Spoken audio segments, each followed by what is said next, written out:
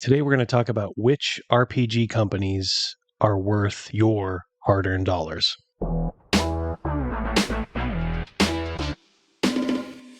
Welcome back, YouTube. Before we get into the subject of today's video, I was wondering if you could do me a huge favor and go ahead and throw a like on this video. And if you like this type of content and want to see more, go ahead and subscribe. It would mean a lot to me, and I thank you. So today we are going to examine the list. What is the list? Well, on a message board called the RPG site, which is run by the RPG Pundit, I think it was about a year ago, someone started to put together a list of RPG companies that were either good, in other words, they don't get into political stuff, maybe we're starting to head that way, or we're full-blown like woke, leftist, hate your guts, that sort of thing. So the list itself, I think, is a very good idea. I think it's always good to have that information out there. But there's a little caveat there. I don't think the list is perfect, and I'll go through a couple of reasons why I don't think it is. At least it's a good point to start your investigation, whether you should support a company, whether you're going to support them with reservations, not support a company at all. The list is basically broken up into three parts, which I like. It's green, which is good, yellow, which means they're starting to show signs of cracking, and red, which are the ones that are, as our friends over there say, problematic. So let's go through the green, the good list first, and I'll just pick out some high points. You'll see on here Free League, which is very good to hear because we play Tales from the Loop. It's a good game, and it's nice to hear that in general, they keep politics more or less out of their stuff. Frog God Games, I have a couple of their items, and I do like the stuff that they do, sort of an old school feel, and just kind of knowing the owner of Frog God, you kind of had a feeling that they would be on the nice list. There's Peterson Games, which is again heartening because I think this is directly Sandy Peterson, who is the creator of Call of Cthulhu. He does I think some board game stuff, and I think maybe some RPG stuff too.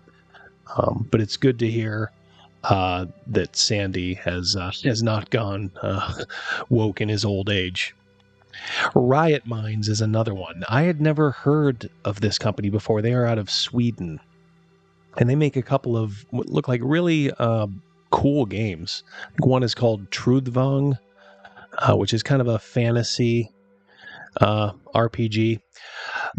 But I got a game called Lex Occultum, and it is actually helping support our Orange Skull friend behind me right now. I got the box set for it. There's 4 books. The combat seems a little clunky, but it is a really cool setting, and I plan on kind of going into a deep dive of it in a future video. So it was very good to kind of be introduced to Riot Minds because of this list. So, like I said, that is where this list really can shine. It's like, oh, okay, well, let's support this company. They're doing good stuff, and you'll run into good items like that, or good games like that.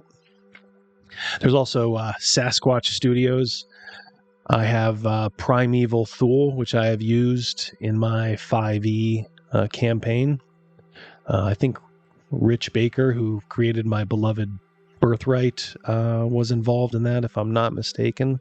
Again, very heartening to hear, and I'll continue to support those guys.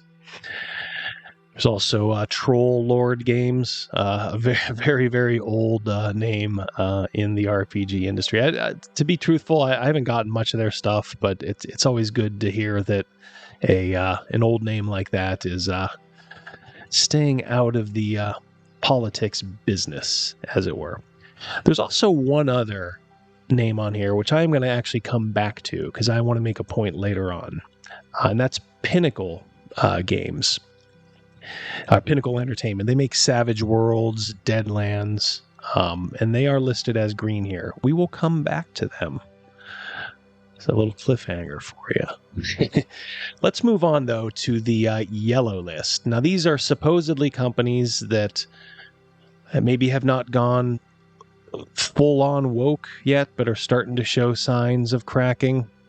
This is one where you maybe want to make sure, before you support, they're not going completely insane, or if, what they're doing is palatable to you, and that's a personal choice, and nobody's going to make that, but you.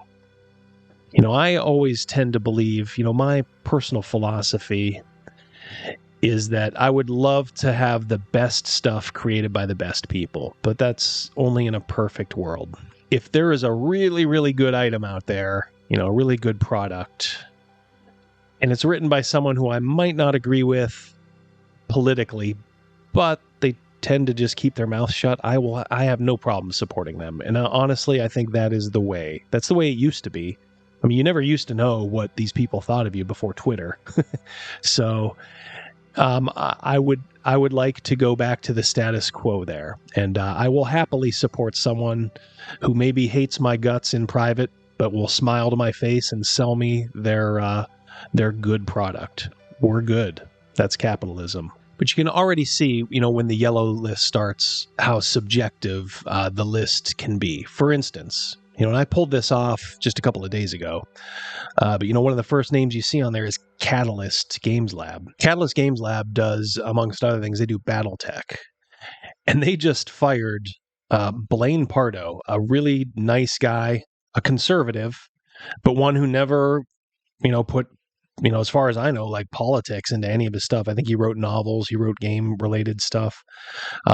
He was being harassed by a lunatic who was pretending to be someone he wasn't online. And surprise, surprise, it ended up being a 40-year-old guy living with his parents. Go figure.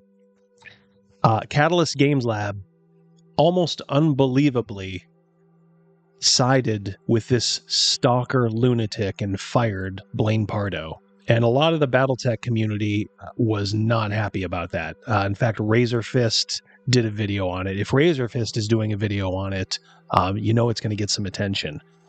Yet here they sit in the yellow column. Now, some people might say, like, well, that's okay as long as they keep producing good stuff. Fair enough.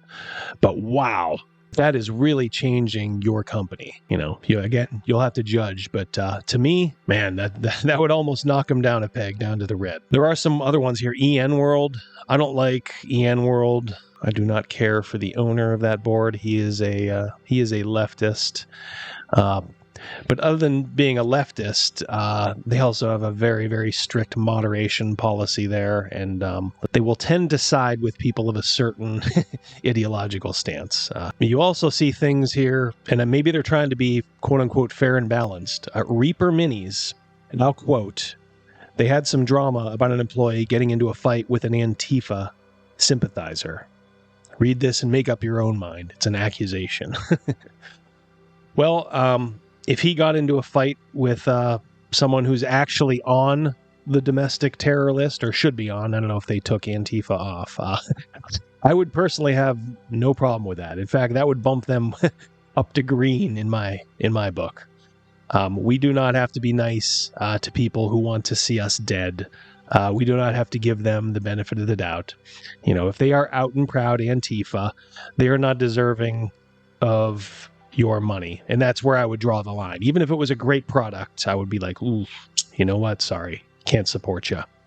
So if Reaper Minis has a problem with Antifa, they are okay in my book.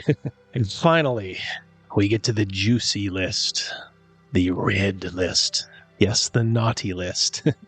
And there are companies here that you would expect to see. Evil Hat. What can you say about Evil Hat? They produced Thirsty Sword Lesbians, which I did a review of. Go check it out if you can. But they are completely woke. If you're a conservative, they hate your guts, and they will tell you, don't buy our stuff. And I would, in this case, say listen to them. Don't give them a penny of your money. Plus, their games aren't very good either, so that's always a bonus. Gen Con, yes, the convention, even though it's not a gaming company, very deserving of this. And this is a toughie because, we've gone to a lot of Gen Cons over the years.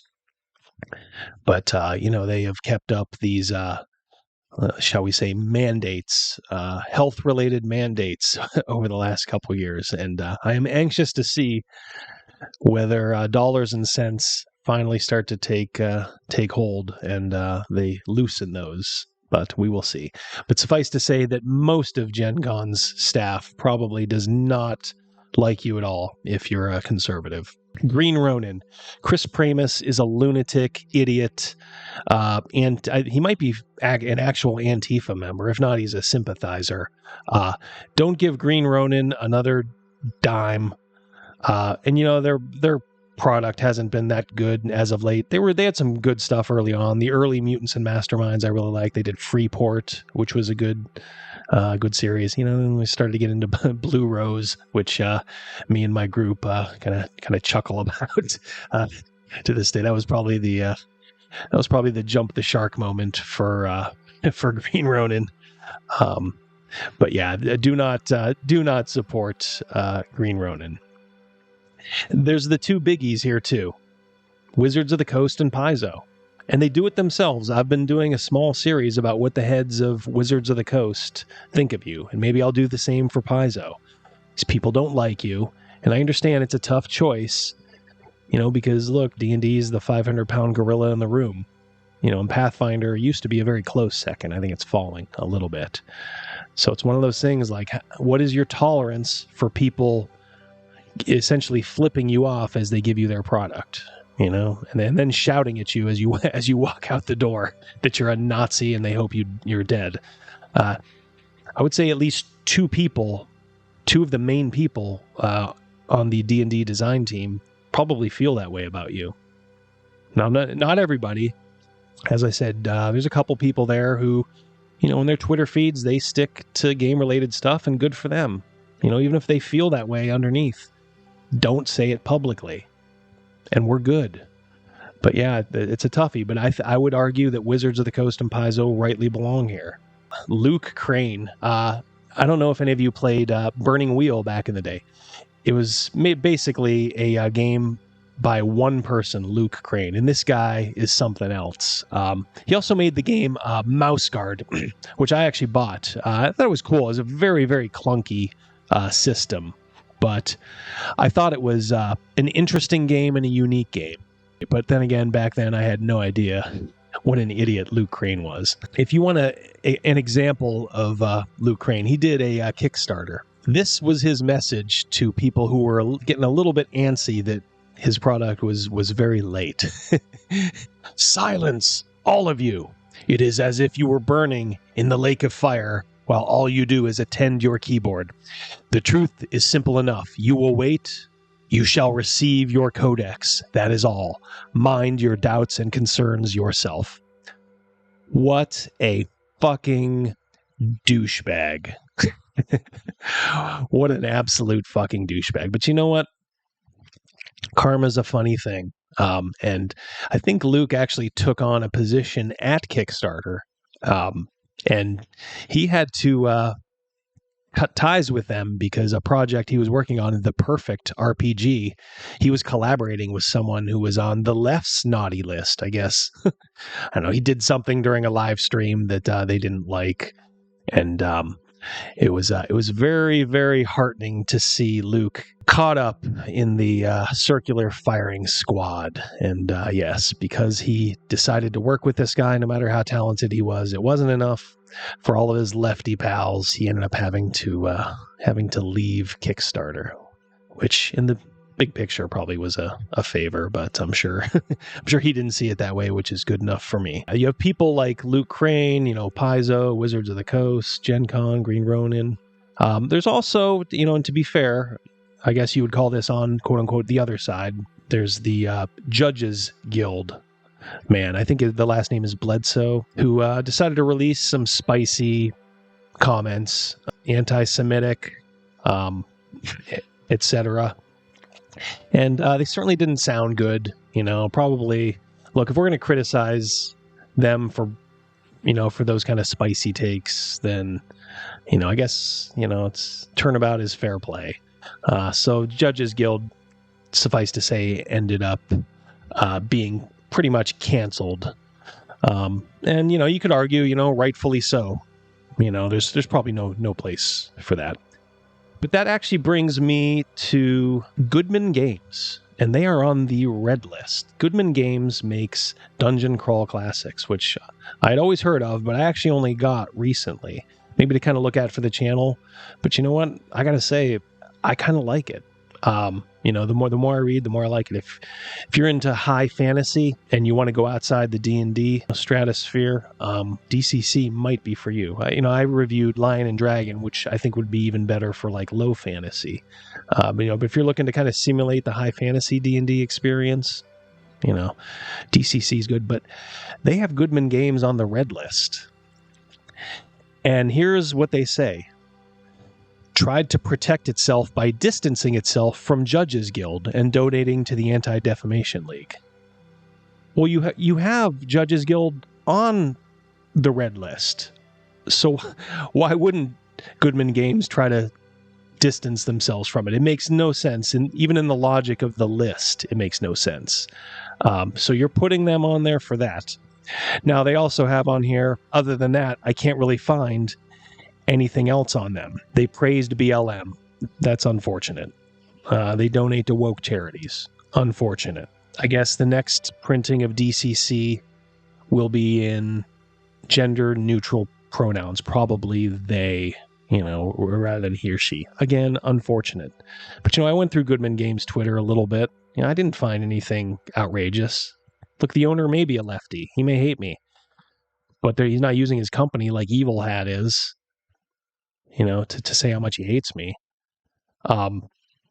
Very, very odd. Especially now we're going to circle back to the green list. Back to Pinnacle Entertainment and Shane Hensley. I don't know if this guy has dirt on a lot of people. I was on a private group on Facebook of conservative, gamers. And this guy got all kinds of slack. But we talk about changing your product to appease woke people. They're literally taking the Confederate States of America out of their Deadlands narrative.